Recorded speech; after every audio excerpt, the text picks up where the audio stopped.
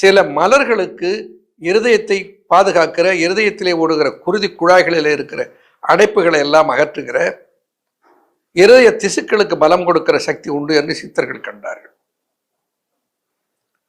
அப்படிப்பட்ட மலர்களிலே முதன்மை மலராக சித்தர்கள் கண்டது வெந்தாமரை பூ.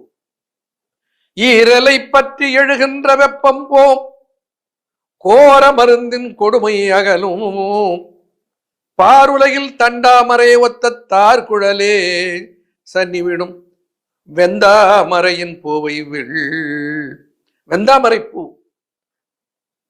கடையில போய் கேட்டா தாமரை பூன்னு எல்லா மலைகளும் ஒன்றா கூடாது, வெண்டாமரைக்குத்தான் அந்த சக்தி இருக்கிறது.